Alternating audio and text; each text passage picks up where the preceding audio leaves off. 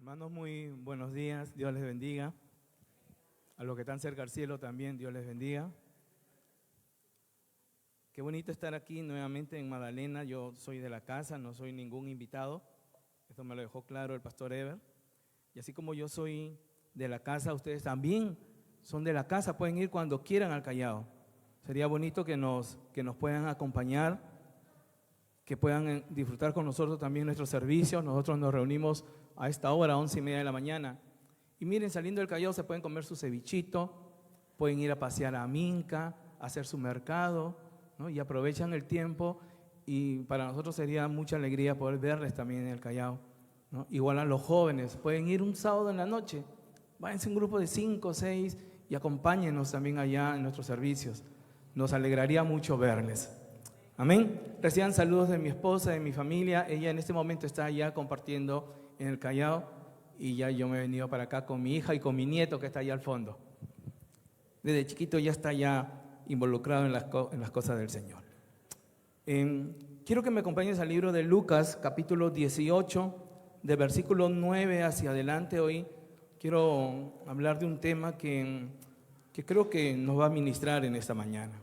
Así que rápidamente vamos al libro de Lucas, capítulo 18. Los hermanas, si me pueden invitar un vasito con agua, por favor. Lucas 18, versículo 9. ¿Si lo encontraron? ¿Me dicen amén? Bien. Dice versículo 9, dijo también Jesús esta parábola a unos que confiaban en sí mismos como justos y despreciaban a los demás. 2 hombres subieron al templo a orar. Uno era fariseo y el otro recaudador de impuestos. El fariseo, puesto en pie, oraba para sí de esta manera: Dios, te doy gracias porque no soy como los demás hombres, estafadores, injustos, adúlteros, ni aun como este recaudador de impuestos. Yo ayuno 2 veces por semana, doy el diezmo de todo lo que gano. Pero el recaudador de impuestos, dice el versículo 13, pero el recaudador de impuestos, de pie y a cierta distancia, no quería ni siquiera alzar los ojos al cielo, sino que se golpeaba el pecho diciendo: Dios, ten piedad de mí, pecador.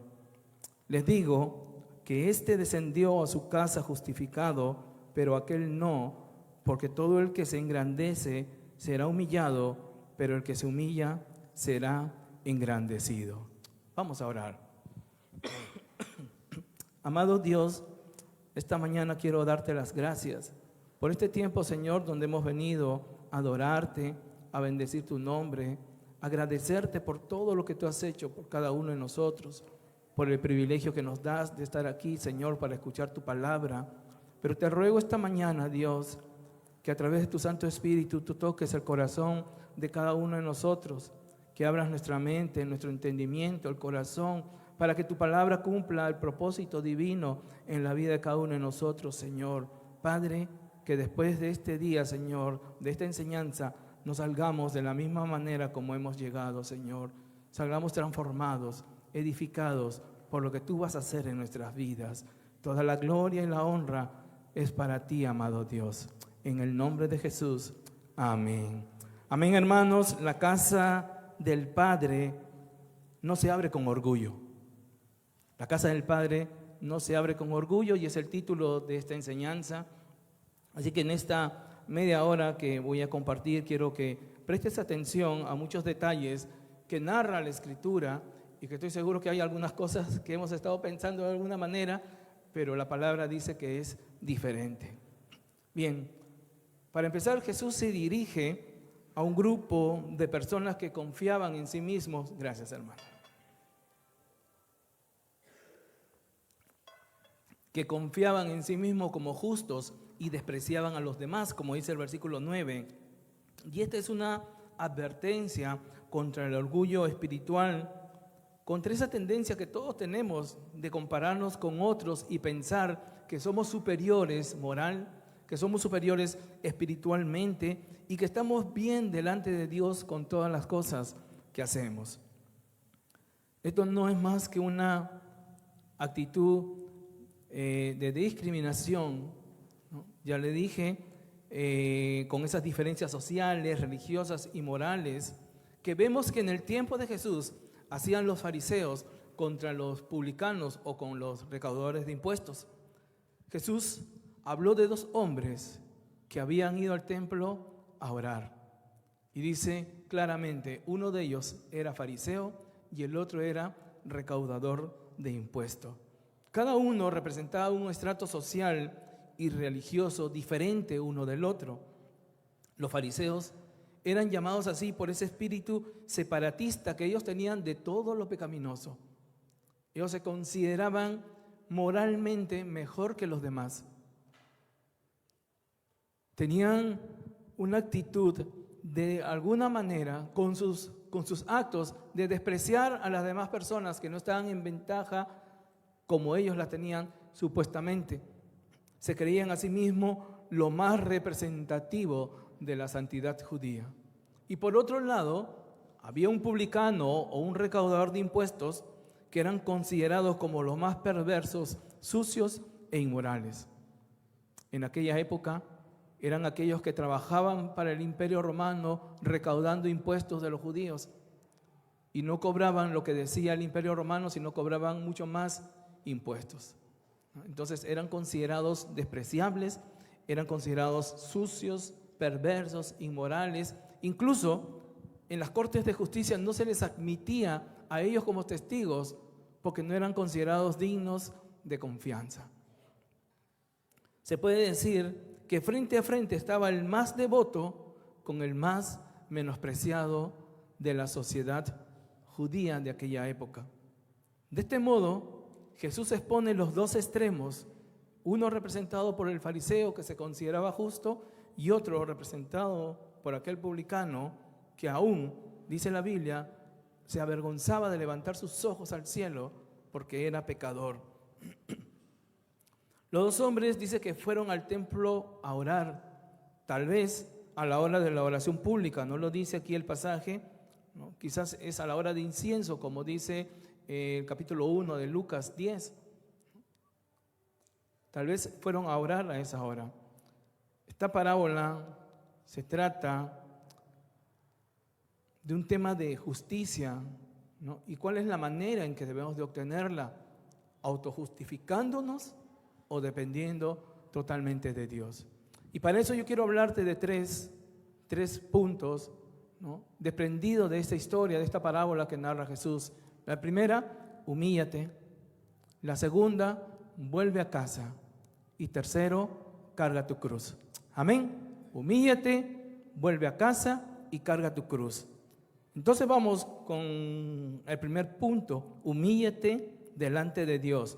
Y vamos a leer nuevamente desde el versículo 9 hasta el versículo 13.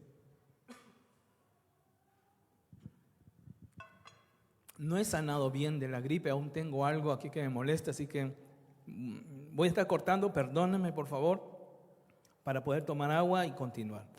Dijo Jesús también esta parábola a unos que confiaban en sí mismos como justos y despreciaban a los demás. Dos hombres subieron al templo a orar, uno era fariseo y el otro recaudador de impuestos. El fariseo, puesto en pie, oraba para sí de esta manera: Dios, te doy gracias porque no soy como los demás hombres, estafadores, injustos, adúlteros, ni aún como este recaudador de impuestos. Yo ayuno 2 veces por semana, decía el fariseo. Y no estaba mintiendo. Doy diezmos de todo lo que gano. Pero el recaudador de impuestos, de pie y a cierta distancia, no quería ni siquiera alzar los ojos al cielo, sino que se golpeaba el pecho diciendo: Dios, ten piedad de mí, pecador. Hermanos, una de las cosas que nosotros tenemos que aprender es que Dios no escucha oraciones llenas de orgullo, sino de corazones quebrantados. Cuando el rey David, en esa preciosa oración del Salmo 51, esa oración de arrepentimiento, se presenta delante de Dios con la preocupación de que no se aparte el Espíritu de Dios de su vida, y dice, reconociendo su pecado contra Dios, porque él dice: contra ti, solo contra ti he pecado. Dice en el versículo 17 del Salmo 51: los sacrificios de Dios son al espíritu contrito, al corazón contrito y humillado, oh Dios, no despreciarás. Entonces Dios no escucha corazones orgullosos, Dios escucha corazones quebrantados. Así tu oración haya sido como la del recaudador de impuestos: soy pecador, ten compasión o ten piedad de mí. Fue una oración cortísima, no hizo más que decir eso para que Jesús luego diga que éste fue a su casa justificado. ¿Cómo era el fariseo? El orgullo del fariseo. Jesús lo describe con sumo detalle en su oración. Dice que estaba de pie, lleno de orgullo y vanidad, orando para sí mismo. En ningún momento se dirigió a Dios. Oraba para sí mismo, dice Jesús. Al parecer no le importaba siquiera si Dios lo escuchaba o no lo escuchaba. De esa manera, intencionalmente, él se separó de Dios. Tal vez pensaba que Dios tenía que estar agradecido con él por todas las cosas que él hacía. Y había ido al templo a orar para exponer, ¿no?, su currículum, las cosas que él hacía, como diciendo: ¿sabes qué, Dios? Dame las gracias porque me estoy comportando de manera correcta. Y esto de repente era una situación en aquella época en que los judíos estaban acostumbrados a escuchar ese tipo de oraciones, de alguien que vaya a exponer todo lo bueno que era, todo lo bueno que hacía para Dios. Pensaban que más bien el fariseo no se estaba jactando de su orgullo, sino que era más bien una especie de agradecer a Dios por las cosas que él hacía. Ellos creían en la época del primer siglo que era piadoso agradecer a Dios por su justicia propia. Pensaban de esa manera, por eso para ellos no era extraño de que este fariseo fuera a orar de esa manera. Lo que sí era extraño, lo que dice Jesús al final, que quien se fue justificado a su casa no fue el fariseo, sino fue el publicano. Pero vamos a ver algunas cosas de la oración de este fariseo. Primero, define inicialmente lo que él es. Él dice que era una especie exclusiva de hombres que no pecaban y quienes a su juicio las demás personas eran ladrones, adúlteros, injustos, incluso como un recaudador de impuestos. En resumen, era una forma despectiva de ir humillando a aquella persona que estaba en contraparte de él, al publicano.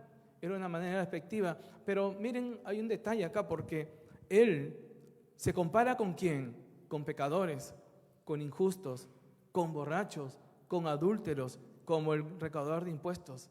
Claro, es fácil cuando tú te comparas con alguien, ¿no?, que de repente no está en tu mismo nivel moral o superiormente a ti. Tú te comparas siempre, o las personas tienden a compararse, aquellas que tienen orgullo en su corazón, a compararse con aquel que está caído. Pero él no se comparó con alguien superior, se comparaba con aquellas personas.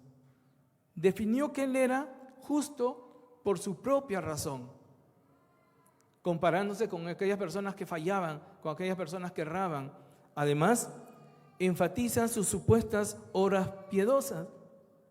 Dice que ayunaba 2 veces a la semana, martes y jueves. Hace una semana hemos terminado un ayuno de 21 días. Hemos estado ayunando en la iglesia 21 días. Hubo un grupo reducido, pero que estuvo ahí constante. Una hermana me llamaba a las 5:30 de la mañana: pastor, ore por favor para iniciar el ayuno. Y durante 21 días me llamaba a esa hora y yo me preocupaba ya cuando no me llamaba. Y me daba pena llamarla porque la podía despertar, porque la hermana fiel ayunando. Pero ayunamos con un propósito en el Callao. Pero esta persona dice que oraba 2 veces a la semana, cuando la ley tal vez le decía que había que hacerlo una vez al año, en el día de la expiación. Pero él ayunaba 2 veces a la semana. Comienza a exponer las obras piadosas que él hacía. Y además dice que diezmaba de todo lo que ganaba. Aunque también hay una contradicción, porque Jesús dice que los fariseos diezmaban solamente de la menta y de algunas cosas, de algunas hierbas, pero no necesariamente de todo. Jesús grafica con esta parábola lo que el fariseo creía y decía ser, un hombre justo. Y usaba a otras personas como normas para su propia justicia. Se comparaba con aquellos pecadores, como les dije, y con el recaudador de impuestos. Miren que este fariseo no había mentido en lo que dijo. Todo lo que había dicho era verdad, todo lo que dijo era cierto, pero descendió del templo sin ser justificado por Dios. Esto revela que una persona puede ser profundamente sincera y a la vez puede estar profundamente alejado de Dios. Lo voy a decir nuevamente. Esto revela que uno puede ser profundamente sincero y a la vez puede estar profundamente equivocado y lejos de Dios. El problema del fariseo no es lo que dice en la oración. El problema del fariseo es que él no consideró y no mencionó nada acerca de sus pecados. En ningún momento vemos una actitud de arrepentimiento. Al contrario, él confesó los pecados de otras personas, pero no sus pecados. Este es un clásico caso de alguien que pretende autojustificarse. Y por el otro lado, vemos a un publicano que estaba humillado. Y aquí yo cometía un error antes cuando ponía como ejemplo esta parábola. Yo decía que el publicano arrodillado no se atrevía a levantar la mirada al cielo, pero la Biblia no dice que estaba arrodillado. La Biblia dice que también está puesto en pie. Y yo decía, entonces, ¿cuál es la diferencia con el otro, con el fariseo que también estaba puesto en pie? ¿Cuál es la actitud de humillación del publicano, del recaudador de impuestos? ¿Cuál es la mejor forma de orar? Me cuestionaba. ¿Será que la Biblia nos enseña que hay que orar solamente de pie? ¿Será que en algún sitio en la Biblia dice que tengo que estar arrodillado para orar? Lo único que sé, que el apóstol Pablo dice que hay que levantar las manos, ¿no?, en señal de adoración, de que Ana adoró llorando, quebrantada, y buscó a Dios de esa manera, pero no dice cómo tenemos que orar. Escuché o leí una vez que un pastor decía que la mejor manera de orar no es ni parado, ni sentado, ni arrodillado, sino de cabeza metido en un pozo donde no puedes salir, porque ahí clamas a Dios. Ahí no te queda a pensar en que tienes que pagar la luz, tienes que pagar el agua, ahí clamas para que Dios te saque del pozo. Así que, hermanos, si quieres orar bien al Señor, métete de cabeza a un pozo, que nadie te ayude, y ahí vas a ver desesperadamente cómo vas a buscar a Dios. Porque es cierto que cuando oramos a veces no estás pensando en que, ya va a dar mi película, ya va a ser la final de la Champions, tengo que pagar el colegio, ¿y cómo hago mañana? No, a veces se meten esos pensamientos del diablo en nuestra cabeza, pero metido de cabeza en un pozo a ver si vas a pensar en tu novia, en tu novio, en tu esposo, tu esposa, en la dieta, nada. Este hombre estaba puesto en pie, orando pero lejos, porque se consideraba tan pecador, se consideraba que no era digno de ser visto siquiera por Dios, que estaba lejos. Él estaba lejos. Y él buscó a Dios como una norma para medir su justicia. No se aferró a decir, y yo que soy pecador, pero no soy tan pecador como este de acá. No. Él buscó a Dios para medir su norma de justicia. Él estaba de pie a cierta distancia, demostrando de esta forma que no se sentía digno de acercarse más a la presencia de Dios, porque para los judíos el templo era la presencia de Dios. Pero él estaba lejos, dice. No se atrevía a acercarse más. Y dice la Biblia que ni siquiera se atrevía a alzar los ojos al cielo, porque sentía vergüenza de su pecado. Hermanos, si el pecado no te avergüenza, si el pecado no te hace sentir mal, preocúpate. Si el pecado no hace que tú reacciones y mires la misericordia de Dios, entonces tenemos que preocuparnos. En este mes que estamos leyendo el libro de Romanos, yo creo que el apóstol está siendo fuerte con lo que está hablando. El capítulo 1 de Romanos, el versículo 18, dice que la ira de Dios está sobre nosotros, porque somos pecadores. Y además dice que por un hombre entró el pecado, pero por otro entró la salvación. Nuestra condición es que nosotros somos totalmente depravados, porque somos pecadores, porque nacemos con pecado. Y si alguien no reconoce que el pecado original está imputado en nuestras vidas, tampoco tendría derecho a pensar que la gracia de Dios, la salvación de Dios por Jesucristo, también se imputa en nuestras vidas. Así como el pecado es imputado en nuestras vidas, la gracia de Dios también. Somos pecadores. Somos pecadores, hermanos. Por eso, si el pecado, lo que nosotros hacemos, no nos avergüenza, por esa palabra que dijiste, por ese pensamiento que se apoderó de tu mente, o por aquella acción que tú hiciste, no te avergüenza y sigues como si nada hubiera pasado, sí habría que preocuparnos. Este hombre no dice cuál fue su pecado, simplemente dice que era pecador. No dice si violó, si robó, si estafó. Sabemos nada más que por su oficio cobraba más, o sea, robaba a la gente. Y él puesto en pie, con una actitud, no me lo imagino como el fariseo alardeando de sus cosas, sino golpeándose el pecho en una señal de duelo, en una señal de dolor, golpeándose el pecho diciendo: Dios, ten compasión, ten piedad de mí, porque soy pecador. Sentía entonces vergüenza de su pecado, golpeándose en el pecho en una clara señal de arrepentimiento, en una clara señal de quebrantamiento, en una clara señal de tristeza y de duelo. Y esa postura física, aún estando de pie, pero avergonzado, con el corazón roto, sintiendo que no era digno de alzar su mirada al cielo, es una postura de humillación. Mientras que la del fariseo era totalmente orgulloso, aquella persona tenía una actitud de humillación y una clara conciencia de cuál era su condición. ¿Se acuerdan cuál era su condición?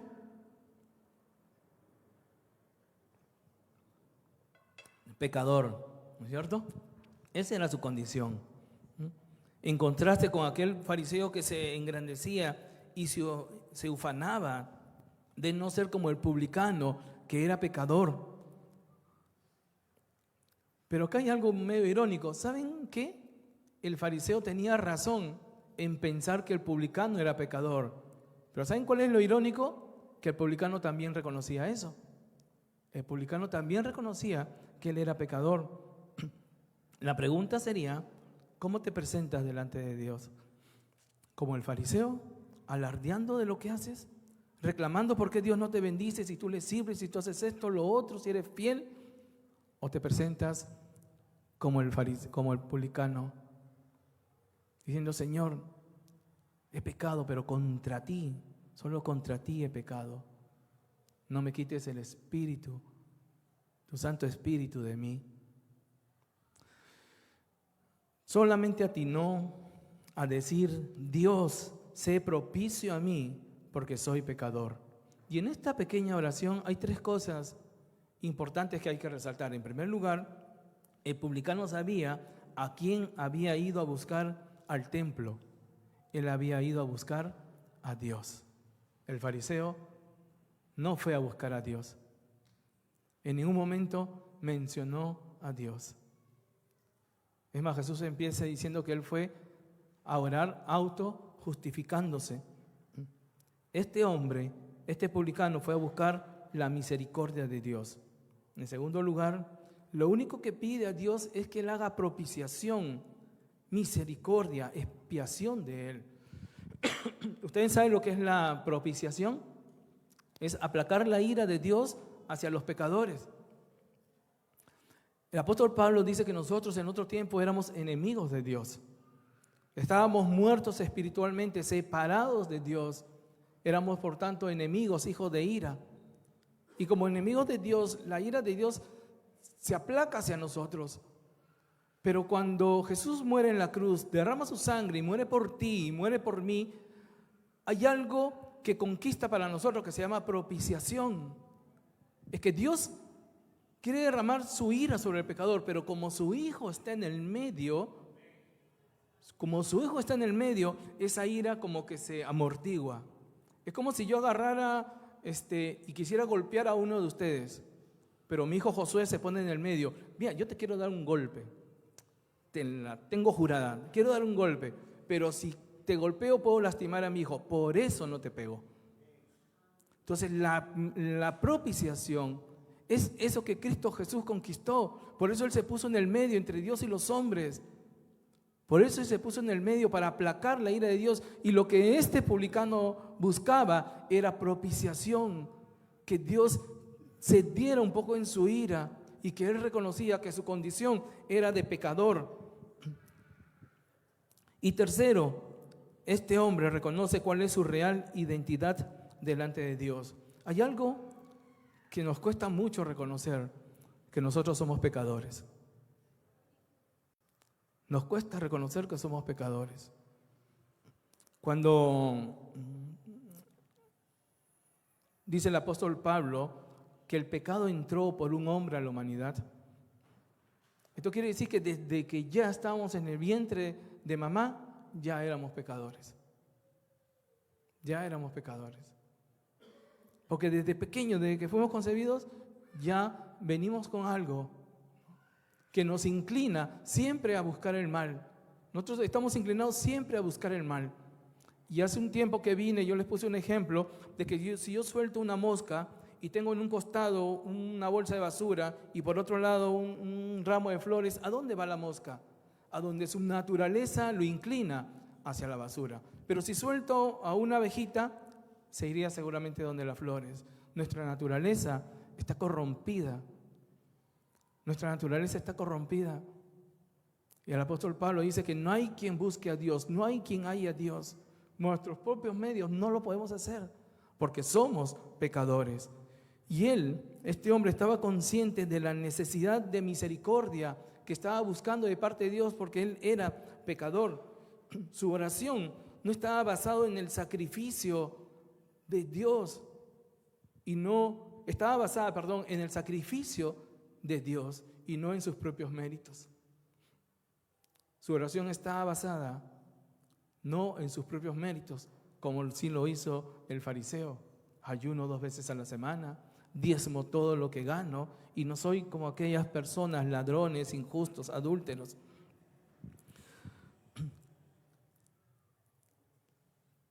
La depravación total es real. Por eso tenemos necesidad de la gracia de Dios. Recordemos que el hombre, como dice el apóstol Pablo en el libro de Efesios capítulo 2, versículo 1, el hombre está muerto en sus delitos y pecados. Y por sus propios medios, él no puede ir a Dios. No es que primero yo tengo fe y después soy regenerado. Dios tiene que levantarlo como levantó a Lázaro para que el hombre pueda responder, para que la persona pueda responder. Porque estamos muertos en nuestros delitos y pecados. El tema de la humildad a veces es confundido con una persona que es muy sumisa. Humillarse es reconocer lo que realmente uno es y es reconocer también que necesito de un Salvador, es reconocer que necesito de la ayuda de Dios para poder cambiar, porque con mis propios medios no lo puedo hacer. Dice John MacArthur, el camino a la exaltación es siempre a través de la humillación. Entonces, el primer punto es humíllate delante de Dios. En segundo lugar, vuelve a casa justificado. Este hombre, dice Jesús en el versículo 14, les digo que éste descendió a su casa justificado, pero aquel no, porque todo el que se engrandece será humillado, pero el que se humilla será engrandecido. Jesús concluye con esta declaración sorprendente para los judíos de la época, que pensaban que los que iban a autojustificarse era una forma de darle gracias a Dios. Pero ¿cómo Jesús comienza a cambiar todo? El que entró orgulloso no regresó justificado a su casa, pero el que entró humillado regresó a su casa justificado. Esto, de repente, para aquellas personas era absurdo, ¿no? Puesto que estimaban que los fariseos, con su celo piadoso, con sus obras y despreciando a los demás con todas sus fuerzas, podían agradar a Dios. Pero no era así. Jesús no se inventó nada en esta parábola. Él estaba recreando lo que estaba pasando en la sociedad en aquella época, como pasa en la actualidad. Él estaba recreando nada más con esta historia lo que se estaba viviendo, pero Jesús lo invierte todo al final, desde el orden en que han sido mencionados en la parábola. Primero se menciona al fariseo y después al publicano, y después dice que el publicano regresó a su casa justificado. Hermanos, la justificación es un acto legal en el cual Dios declara justo al pecador. Tu condición frente a Dios cambió. Ya Dios no te ve como te veía antes. El apóstol Pablo decía que hemos sido justificados, que por gracia hemos sido justificados. Por gracia hemos sido justificados. Algo que incendió la llama, el celo en Martín Lutero es justamente aquel pasaje del libro de Romanos capítulo 1, versículo 17. Por gracia hemos sido justificados. Ante la venta de indulgencias, ante el miedo de ir al purgatorio, ante la autoridad papal, ante lo que se había apoderado en esa etapa oscura de la Edad Media de la Iglesia, el grito reformador fue: solo Cristo, sola gracia, sola fe, sola Escritura, solo a Dios sea la gloria. Somos justificados por gracia, no por ningún mérito que yo haya hecho. Tampoco que la justificación tengo una justificación inicial y después hay una justificación progresiva. Eso no dice en la Biblia. Para lo que para otros es una justificación progresiva, para nosotros es un proceso de santificación. Somos justificados desde el mismo momento en que nos rendimos a Cristo Jesús. En el mismo momento que nos rendimos a Cristo Jesús somos justificados. Después vienen las obras, pero como un proceso de mi santificación. Claro que tengo que hacer obras, pero no para salvación. Ser justificado entonces quiere decir que somos declarados justos delante de Dios en base al sacrificio de Cristo Jesús en la cruz, como nos está enseñando el devocional de este mes, desde el capítulo 3 hasta el capítulo 4 del libro de Romanos. Hermanos, Jesús dijo de que este publicano llegó a su casa justificado, se fue justificado a su casa. Y en la Biblia vemos ejemplos de personas que también regresaron justificados a casa. Uno de ellos que regresó justificado a casa fue el hijo pródigo. Al principio con el pensamiento, siempre autojustificándose él. Hace una primera declaración que parece arrepentimiento, que no lo es. Dice: he pecado contra el cielo, contra mi padre, iré y le pedí perdón y que me ponga como uno de sus jornaleros, queriendo solucionar su pecado, su problema, su falta de respeto, trabajando y pagando su deuda. Cuando llega a la casa y el padre sale a recibirlo, él ya no dice: hazme como uno de tus jornaleros. Se quedó solamente en su humillación. Regresó a casa justificado. ¿Acaso el padre lo agredió? ¿El padre lo acusó? ¿El padre lo exhortó? El padre simplemente lo abrazó. Otra persona que regresó también justificado fue Jacob. ¿Se acuerdan? Si antes podía correr para salir huyendo de su hermano, ahora con el muslo quebrantado solamente le quedaba cojear y se humilló. Regresó a casa justificado. Otra persona que regresó justificado, aunque sea espiritualmente, regresó justificado a casa, fue el rey David.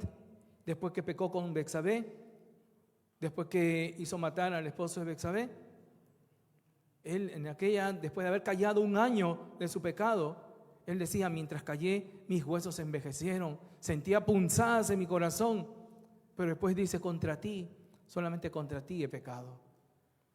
Otra persona que regresó espiritualmente a casa, también justificado, fue el apóstol Pedro. Negó a Cristo 3 veces, pero regresó justificado. Otro más, Jonás, que iba al otro lado, que le decía a Dios, pero tuvo que regresar a la fuerza, pero regresó también justificado. Podemos ver también el caso de Manasés, aquel rey que dedicaba a sus hijos al dios Moloch, que al final de su vida regresó a casa también justificado. Se dio cuenta de su pecado, pidió perdón. La mujer pecadora que unge los pies de Jesús también regresa a casa justificada. Jesús le dice: mujer, tus pecados han sido perdonados. Y más casos podemos ver. La mujer adúltera, que fue lo que le dijo Jesús al final: ni yo te condeno, Ve, pero no peques más. Casos de personas que llegan a casa justificados. ¿Por qué? Porque se humillaron, porque reconocieron su condición.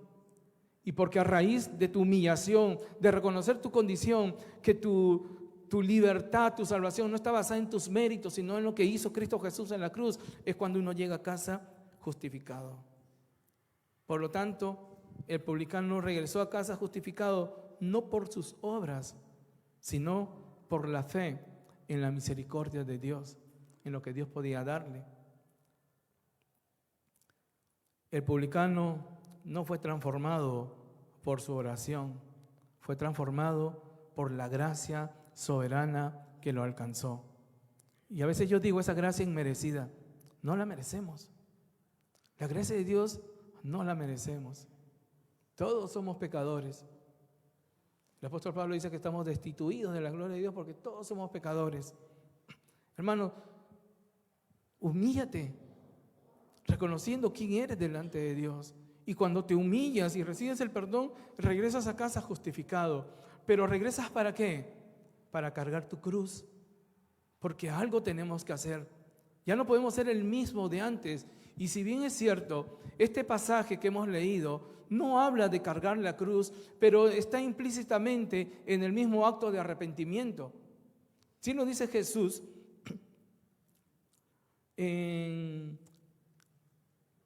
Lucas 9:23, en el libro de Lucas, capítulo 9:23, dice lo siguiente: y a todos les decía, si alguien quiere seguirme, niéguese a sí mismo, tome su cruz cada día y sígame. Porque cuando tú eres perdonado, cuando regresas a casa justificado, yo creo que lo único que quieres es estar cerca de Dios. Lo único que quieres es estar cerca de Jesús. Cuando yo me convertí, hermanos, yo me convertí en el 2002. 2002, no sé cuántos años ya han pasado hasta la fecha, 23 años. 23 años. Si no he ido un domingo a la iglesia es porque he estado enfermo. Pero yo he estado ahí. Y antes iba todos los días a la iglesia. Aunque sea por gusto, aunque sea para mirar cómo ensayaba el ministerio de alabanza, cómo tocaban la guitarra. Aunque sea por gusto. Pero ahí estaba buscando de Dios, tenía una desesperación por Dios. Y esa misma desesperación no ha menguado. Cuando uno regresa a casa justificado, después de haberse humillado, lo que sigue es ahora cargar la cruz. Porque tenemos un camino todavía por delante.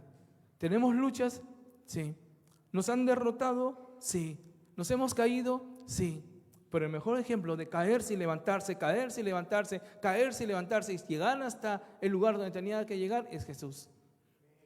Y lo que tú has pasado, ya lo pasó Él.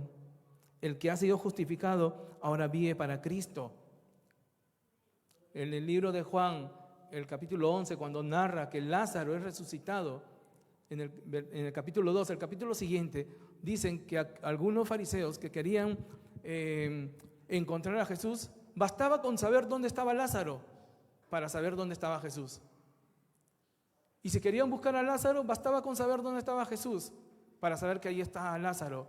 Porque así vive un hombre perdonado, así vive un hombre humillado, así vive un hombre justificado. Y cuando digo hombre me refiero a todo, a toda la humanidad.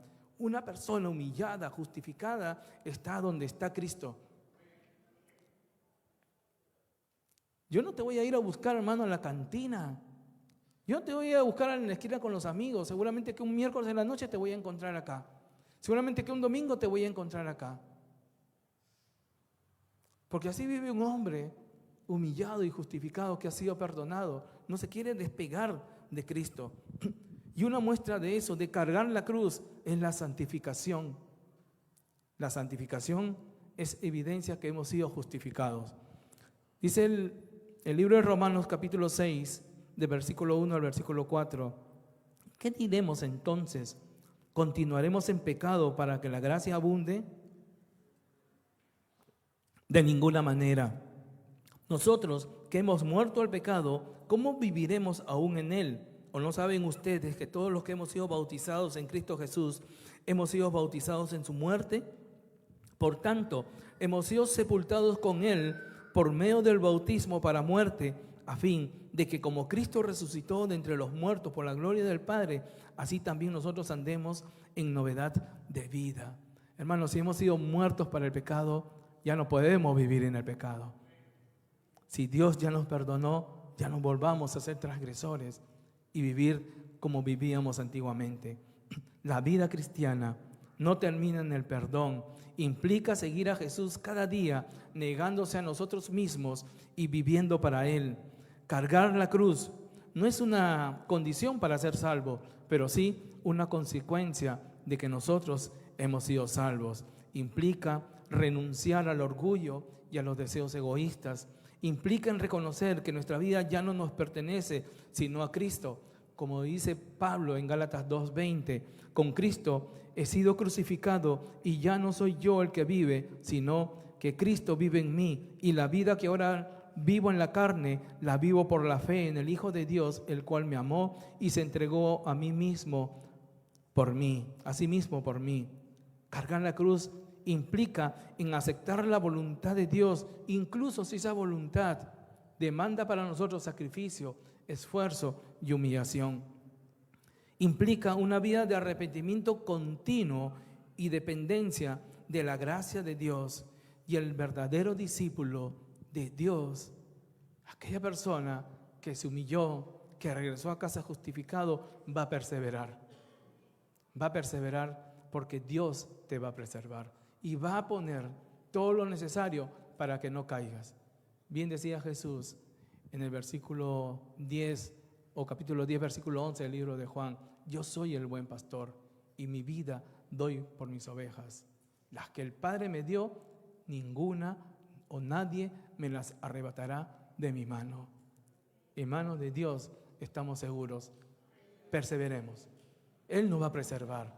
Amén.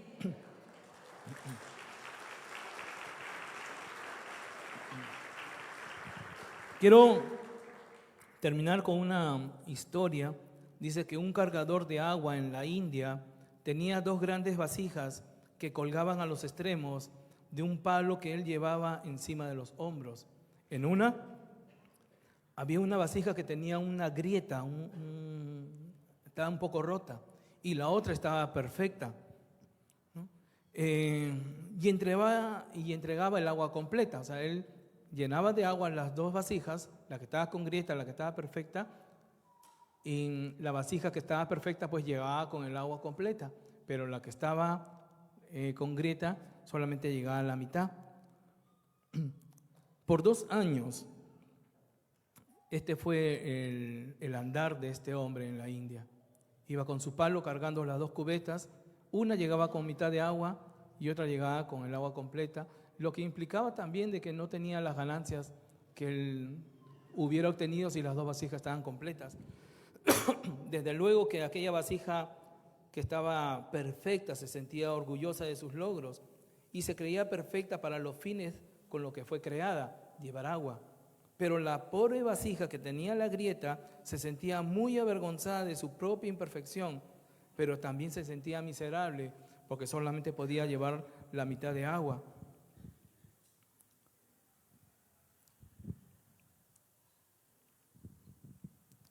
Después de 2 años, la vasija que tenía una grieta le dijo al cargador: hermano, si una burra habló, ¿no?, una vasija, ¿por qué no? Y le dijo al cargador que se sentía mal, le contó su pesar porque tenía una grieta. Me dijo: me siento muy avergonzada de mí misma, quiero que me disculpes. ¿Por qué?, le preguntó el hombre. Porque debido a mis grietas solamente puedes entregar la mitad de mi carga, y debido a mis grietas solamente puedes obtener la mitad de tus ganancias. El aguador o este hombre se sintió muy apenado por la vasija y con gran compasión le dijo: cuando regresemos a la casa del patrón, quiero que observes las flores que hay en el camino. Y así lo hizo. Vio muchas flores a lo largo del camino, pero de todos modos se sentía mal aquella vasija. Y el hombre le dijo: ¿te diste cuenta que las flores del camino solamente crecen de tu lado? Siempre he sabido de tus grietas y quise obtener ventaja de ello.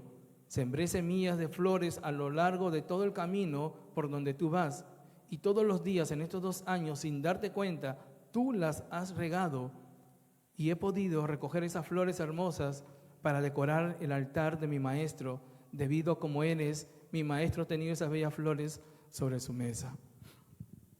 Cuando estamos mal, cuando vamos delante de Dios reconociendo nuestra condición, nos sentimos también que no valemos nada, que le hemos fallado a todo el mundo, pero principalmente le hemos fallado a Dios. Pero ¿saben que hay algo que a mí me ministra? Que el apóstol Pablo en el libro de Efesios, el capítulo 2, versículo 4 hacia adelante, dice, después de haber descrito la condición del hombre en otro tiempo, que era pecador, muerto en delitos y pecados, él dice lo siguiente, y me quedo pensando, me quedo en ese versículo siempre, me ministra mucho. Dice el apóstol, pero Dios, no es pero tú, pero yo que hice esto, se dice, pero Dios, que es rico en misericordia y con el gran amor con que nos amó en Cristo Jesús, nos ha justificado, no por obras, dice, para que nadie se gloríe. Espero Dios, con el gran amor con que nos ha amado. Miren, la misericordia de Dios es inmensa y es para todos, si es que tú la quieres. El publicano se humilló apelando a la misericordia de Dios, que Él sea propicio. Si algo yo tengo que rescatar de la teología reformada es el tema de las 5 solas, porque esto me enseña, en primer lugar, la sola gracia, que tanto ni tú ni yo merecemos absolutamente nada. La sola fe me dice que ni tú ni yo podemos aportar nada, y solo Cristo significa que todo lo puede hacer Él, o que Él ya lo hizo todo. Quiero que te pongas de pie, querido hermano.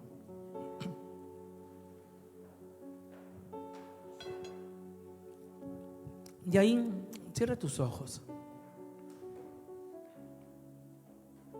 Empecé diciendo que quería hablar de 3 cosas sobre esta parábola. Humíllate, regresa a casa y carga tu cruz.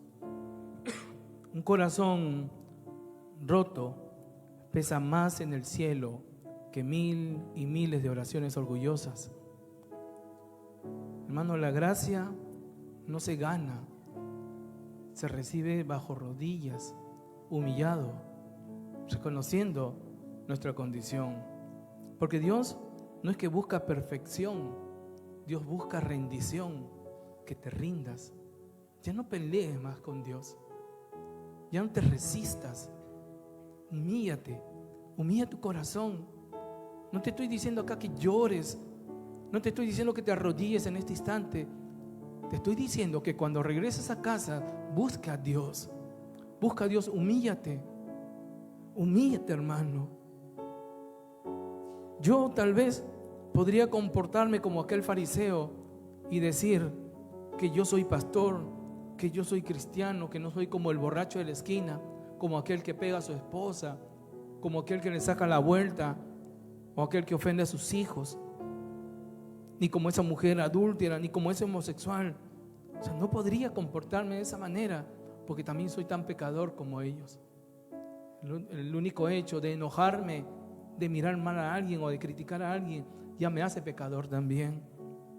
El cielo no se abre con un estatus, con el currículo que tú presentes, con las obras piadosas que tú haces. El cielo se abre con lágrimas de arrepentimiento, con un corazón contrito y humillado, con un cambio de pensamiento absoluto. No es cambia primero y acércate a Dios, sino tal como eres, acércate a Él. Y esto me lleva a que tienes que regresar a casa. Humíllate, pero regresa a casa. Pero cuando regreses, regresa para cambiar, regresa para ser transformado, al igual que el hijo pródigo. Cuando volvió, él no volvió con discursos orgullosos, él no volvió con excusas, sino con un corazón que estaba quebrantado. Hoy el Señor te recibe, pero no para humillarte, sino para darte una nueva vestidura, para ponerte unas nuevas sandalias, para poner un anillo en tu dedo, para darte un abrazo, solo si tú lo aceptas. ¿Lo quieres aceptar? Aquel que quiere esta mañana aceptar a Cristo Jesús en su corazón, que reconoce que ha llevado una vida que lo ha distanciado de Dios, no te vamos a juzgar por ningún pecado. Pero si hoy en tu corazón te has sentido identificado como aquel publicano que tenía vergüenza de levantar su mirada al cielo porque era pecador, y tú quieres aceptar esa gracia de Dios en tu vida, levanta tu mano. Yo quiero orar por ti. No te apenes. Pues yo salí un día aquí adelante siendo líder de célula. Cuando hicieron un llamado de aquellos que estaban en pecado, yo salí adelante con toda la vergüenza del mundo, porque me veían discípulos de la iglesia, me veía la iglesia, pero ¿saben qué? Estaba en juego mi vida espiritual y salí a rendirme a Dios. Solamente levanta tu mano porque quiero ayudarte a orar. Yo lo hice también, lo acepté con todos mis errores y cada día me esfuerzo para agradar al Señor. Cada día me esfuerzo para servirle más y más a Él. Eso se llama cargar mi cruz. Me esfuerzo por cargar mi cruz. Y la cruz no se carga con manos llenas de excusas, con corazón orgulloso. La cruz se carga con un corazón rendido. La cruz se carga con un corazón humillado, sabiendo que ya no depende de tus fuerzas, sino que hoy dependes de Él. Si hay alguien que esta mañana quiere humillarse, si hay alguien que en este día quiere volver a casa y tomar la decisión de cargar su cruz, hoy es ese día para poder orar. No es más tardecito, no es la otra semana, es hoy. Es hoy. Recuerda, Dios resiste a los soberbios, pero da gracia a los humildes.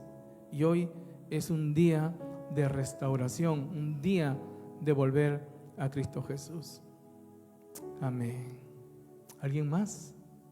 Cierren sus ojos. Cierren sus ojos. Amado Dios, yo te doy las gracias, Señor. Gracias, Padre, por tu palabra. Gracias, Señor, porque cada vez que yo pienso que leo la Biblia, es ella la que me lee a mí y pone al descubierto, Señor, mi condición. Soy pecador, Señor.